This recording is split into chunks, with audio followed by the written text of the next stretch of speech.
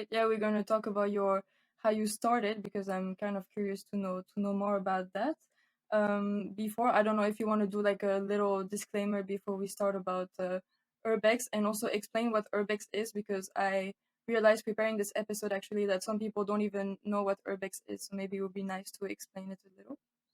Yeah, so I think there are a bunch of definitions for the term urban exploration. It can be like different things. For us, it's exploring abandoned places. But for other people, this can mean infiltrating half-active hospitals or climbing on roofs and stuff like this. But we are exclusively focusing on abandoned places most of the times, because for us, it's basically the most interesting part to see these ruins and what's left behind. And you mentioned a disclaimer. That's something we are doing before we start every of our videos, because exploring abandoned places is usually a bit dangerous, and most of the time it's not legal at all. So what we are doing is trespassing most of the time. So we can get trouble with the law, like basically every time we are on the road. And that's why you should really think about this before you start exploring. So just a quick disclaimer. Yeah, I think it's going to be nice to talk a little bit more about that aspect, the dangers that come with urban exploration, maybe a bit later in the episode. First, maybe you can explain us a little bit how you discovered Urbex, like because I don't know, like did you just have the idea, okay, let's explore some place, or how did you plan your first exploration? I think the term pretty much describes it very good because it's urban exploration. It's pretty much what we did. We were about 17 years old, I think, and we were just roaming around, and we discovered by accident an abandoned factory, and there was on the lower levels there was an open window, and we thought, why not just go for it? So we entered the place because it felt pretty exciting. It was something new, and automatically we got completely, the atmosphere of the place was amazing. We never have seen something like that before, and it really, the atmosphere caught us. So we were exploring this place. We saw stuff we haven't seen before, and it was like a big adventure playground. Yeah, I mean, you have to imagine the scene. It was in the middle of the night, I think, and then we saw stuff like there was a radiation sign at some point. I'm not sure why, because I'm pretty sure it wasn't like a radioactive factory, but this was weird for us. Then there was a wall painted red. It looks actually like somebody shot himself there, but of course it was just paint, we hope. Yeah. So it was pretty intense and thrilling, actually, and it got us hooked. Yeah, basically. Yeah, I So can imagine for sure. But so you kind of just ended up there, or did you actually plan it the was trip not beforehand? planned at all. No. It just happened. You already knew that it existed, urban exploration, or it's after that experience that you started kind of researching a little bit more? Yeah, absolutely. We got into the hobby, let's call it hobby, because we researched for another abandoned place online. So pretty much around our hometown, and we came across this factory and that place, and all of a sudden we came across this term urban exploration, and we looked it up, and we realized that there's a big international community doing what we did by accident. And then we saw some examples, some photos people took all around the world of abandoned ships, hospitals, bunkers deep underground, and we were fascinated because pretty much everything you can see in your everyday life, it already exists abandoned, and that's a fascinating thought. Yeah, I can imagine for sure. And so this podcast is about passions. I interview guests on their passions. So I also wanted to ask you how it became a passion, because there's a difference with just exploring one site and then actually make it become like your job and spending so much time on it. Yeah, I think that's because, as I mentioned earlier, it hooked us. We really wanted to see more of these places. We started to travel to different countries just to see abandoned places and explore them. These road trips were like 10 days long. Sometimes it was just a week. Sometimes it was 2 weeks, but we really traveled exclusively to see abandoned places because we really loved to do this. And I don't know, we were always avid with like photography and editing videos and shooting videos. So it was pretty normal for us that we thought about uploading these adventures to YouTube. So we just did it, like with every exploration we filmed, we uploaded this to YouTube. And so we started our YouTube channel. And I mean, now we have almost 200 episodes online on our channel and 300,000 subscribers from all over the world. So it's crazy if you think how this started with us roaming around in the middle of the night and just approaching this abandoned factory. So it's absolutely crazy. And it's and often when we talk with other people about what we do, they cannot really understand what's so interesting about abandoned houses, because most of the people, they think of mold and dust and just you get dirty when you get inside and you can hurt yourself. But these places, they've got an atmosphere which is quite special, and especially as photographers, you find motifs there you cannot find in the rest of the world. So for us, it was pretty much a bit like sightseeing, maybe. I think people from the US, they come to Paris to see the Tower of Paris, and then they go to London, and everywhere they visit those cities to see something special. And we did the same, but maybe a bit off the beaten track. Yeah, I mean, I find it a bit curious that you say that people sometimes may wonder why you do this, because on my side, I had the impression that most people are kind of intrigued by urban exploration. So I thought that, I don't know, like, do you think most people are kind of intrigued by it, or that's not really the impression that you get?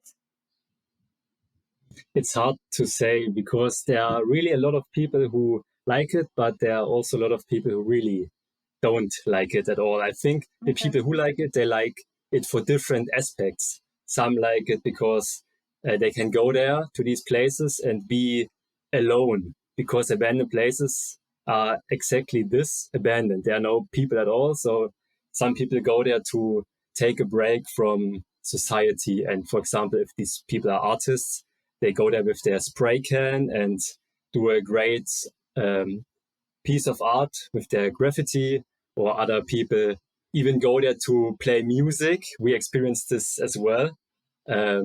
So people like it for the most different reasons. But as I said, people also don't like it because it's illegal, it's dirty, and they have like other hobbies. If you think of it like a touristic attraction, kind of, then most of the people, they like to take a path which is already clean and nice and everything is prepared. You've got this viewpoint there, you can look at the nice waterfall, and then you go down the path and you've got a restaurant, everything is prepared. And for urban exploration, it really gives you this aspect of exploring. Therefore the name, it's you have to find your own path, and there's something new around every corner, and this is what really got us hooked with this hobby. Yeah, in fact, it's a cheap and easy way to go on an adventure. You don't have to travel far. I mean, you can just go to the abandoned building in your hometown, then go inside with your camera and explore, and there you have it, a great adventure on your free afternoon, for example. Yeah, it's funny because on my previous podcast episode, I had a conversation with a tour leader, and we talked a bit about, especially for Europeans, sometimes you feel like you have to go, to, I don't know, Asia or America to really have a big adventure. And actually, with the pandemic, especially, a lot of people couldn't travel.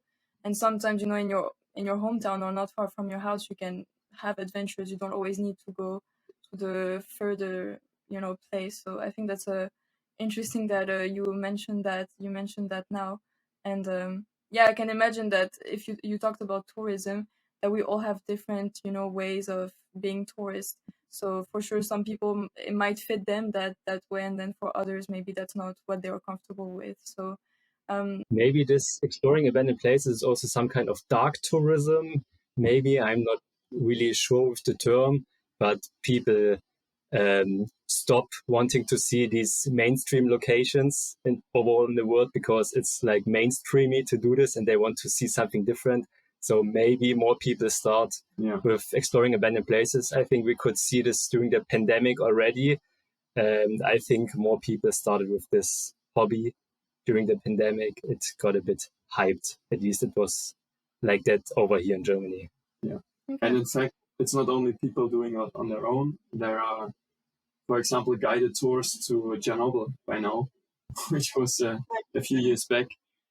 This was like the holy grail to explore. There are movies and video games about it, like Stalker, I don't know, that's a very old game, and you can roam around the ruins, and by now there are white buses rushing in with guided groups checking out the place. It's making it touristy again. So I mean, you need now, it's getting mainstreamy to go to Chernobyl. So now you need a different place to go to, or like a different approach to see Chernobyl. There are also these stalker tours, like going there without a guide and exploring it on your own. It's of course dangerous because it's a radioactive zone, at least partly. So yeah, I can see why many people want to rather go there with a guide. Yeah, I mean, it's interesting because you've been doing this before the pandemic, so you can probably have a good idea of how it's progressing and developing. So yeah, I didn't really think about the fact that with the pandemic it's more and more common, but that does make sense. And you also mentioned that you started a YouTube channel because you had experience in photography. So was that part of your studies, or how did you have that experience? At least it was like that for me. I always knew that I want to do something with video. When I was a kid, I played a lot with my camera, and then later with the smartphone, and filmed stuff and edited that stuff. And then after the school, I was an intern in a local TV station, and I really, really liked it there to shoot the news and edit the news the same day. And then I see the final product at the end of the day in the news show. So I decided to study this whole thing, TV production, specialized in TV camera work.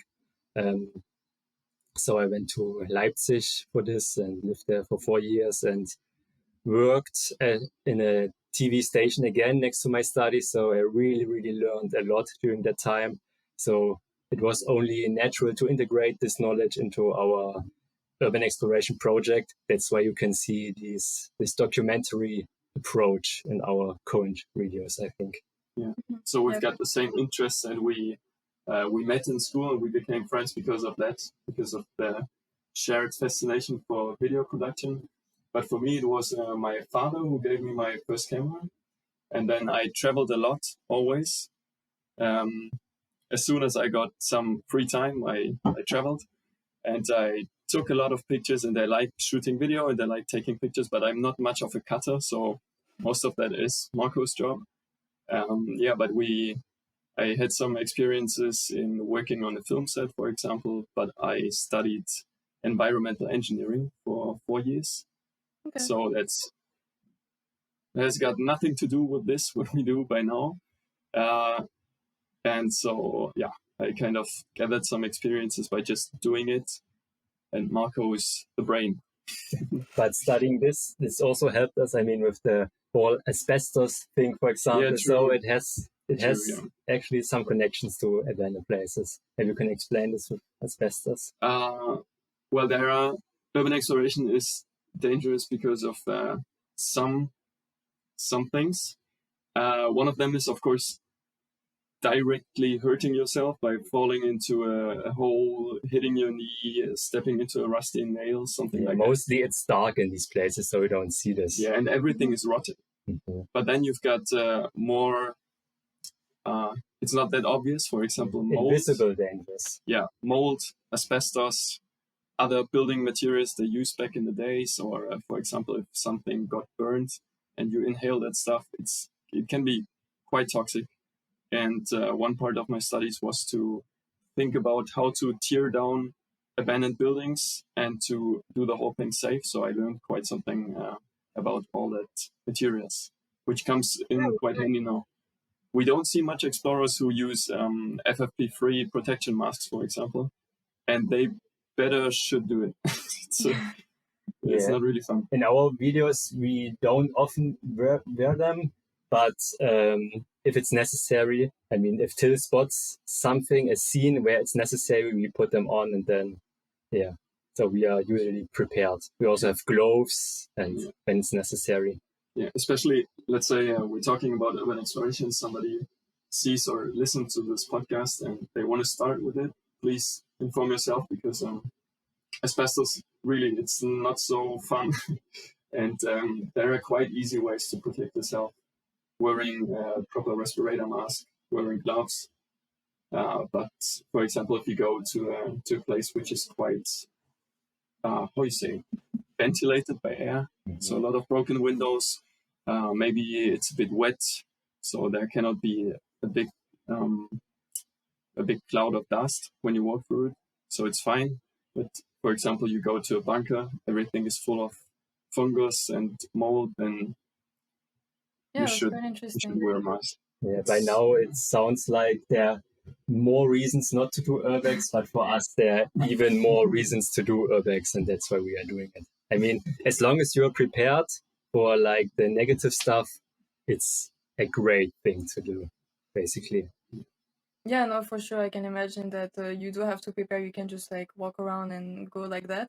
But I think it's really interesting how you kind of like mix all your passions and your interests, because you talk like now because of your channel, you can like travel, but you're also exploring and you're also doing the editing and you're mixing your knowledge of environmental engineering. So I think that's great. That I don't know if it was conscious or if it just kind of happened, but that you kind of like mix all your interests together as one. I can imagine that's very fulfilling also for you to be at that stage, I guess. And yeah, you can kind of say we are in a way artists, and usually artists have problems to gain funds for their projects. We are by now we are kind of privileged. We have a lot of patrons on our supporting platform Patreon who are giving money to us. This makes this whole thing possible for us. So without them, it would be tricky, because our other main source of income is the YouTube algorithm with the monetization of the videos. And I mean, sometimes this doesn't work that well. Yeah, it's not a stable income from YouTube. So yeah, I can imagine. It's kind of related. But you do benefit for sure from that attitude, because I see in all the comments you have that you often have the same recurring comments, people telling you that you have great, production quality and great respect for the environments that you visit. So you definitely get rewarded with that. So I think it's nice, as long as you're, happy with your like where you're going. I think that's the most important. I was going to ask you actually, what is your objective as urban explorers? Do you like on your channel mainly, what is the message you want to share? So I think we see ourselves as kind of historical preservationists. So we want to keep the memories of the places alive, because we can see with a lot of places we've explored a few years back that they got rebuilt or they got teared down. So they don't longer exist in their form when we explored them. So for us, it's very important to keep the history of the place alive. That's what we do by shooting the video, telling the history and uploading it where it's in the internet and you can really delete it. And the second message we put out there is stay curious, because exploring is something everybody has it inside them.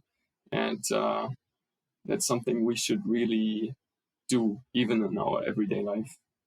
So no matter what you do, for us it's urban exploration and traveling in general, but you can stay curious in so many different ways, and that's like the general message of our channel, I would say.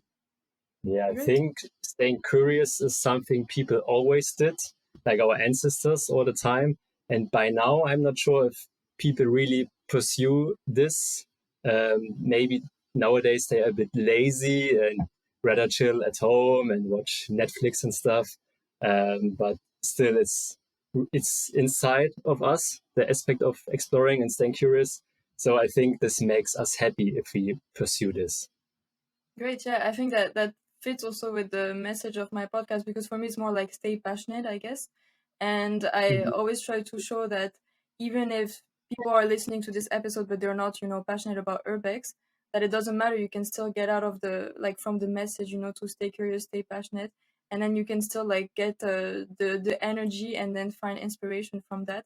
And it doesn't mean you have to do Urbex or you have to, follow the guest's passion, but you can just, find inspiration in their experience. So I think that's great that you say that. And does it actually, the meaning of your channel, Broken Window Theory, does it have is it connected to that Stay Curious logo? So the name of our channel, Broken Window Theory, refers to a popular theory which is called Broken Windows Theory, so with an S after the window. And this is a theory about crime, minor crimes, causing more crimes or decay. So this was a popular theory in the 90s, and I think in New York City, police was really after this, and they did this in their everyday life, meaning they, to explain this theory, if there's like an abandoned factory and someone smashes in one of the windows and this window doesn't get repaired anytime soon, they think this means there is more decay to come. So more people come, more vendors, and throw in more windows or tag this whole building with graffiti. And these other crimes were all caused by this one first crime. So what police did back then was to really go after minor crimes. And looking back, this was really like destructive. Mm-hmm. For us, this whole theory means that if you go to an abandoned place, it all started with a broken window, like maybe a window to something new, like a new opportunity. So what we are doing now is giving this negative theory a new approach, because the destructive police measurements back then, they really caused something bad, because they did go after all these minor crimes to stop these big crimes, but after all, this didn't work at all. So that's why it has a really bad reputation back then. And we really try to give this theory a new and better meaning now. Okay. Yeah, I didn't know about that theory, so it's interesting to know more about it. And yeah, I mean, I think we're gonna talk also a little bit about that whole vandalism aspect and the fact that it's more accepted. But I think, like you said, in the past maybe it was a bit more taboo. I don't know if we can say it like that. But now, do you think it's like more accepted, or it's still, because like also the fact that you show your face on your YouTube channel, do you think that's because you know that there is likely not to be any repercussions, or how do you feel about that? I mean, there's always the chance that someone goes after us, but after all, look what we are doing. I mean, we are somehow tourists with cameras, Mm-hmm. climbing over a fence, going into an abandoned building and taking pictures. So why should they go after us? I mean, there are real criminals out there. Every time we had to face police or security, they were more like, dudes, go away from here. And not, they didn't send us to jail or something. Yeah. I mean, yeah, what are we doing? Taking pictures. So yeah, we had encounters with security, and they saw 5 guys in black jackets going into the factory with big backpacks with our camera gear, and so they expected the worst. They went inside the factory hall. They called for us, and then they realized what we are doing, kind of documenting the place and taking pictures and exploring. And so they became very friendly, and they just said, "Guys, I'm sorry, you're not allowed. Please leave." And we never had any big consequences. I think one time we paid a fine for trespassing, but we're doing this for 10 years now, so Yeah, that's not a lot. it's not that big of a deal. yeah, it depends on your approach. If you're friendly and don't destroy anything, and Yeah, it's about respect. don't steal. So Yeah, I guess it depends also on the previous like urban explorers that came before you, if the police is used to them, you know, not being respectful, for example, they might be already less inclined to, you know, be nice, I guess. But if everyone kind of keeps that respectful attitude, then probably it doesn't.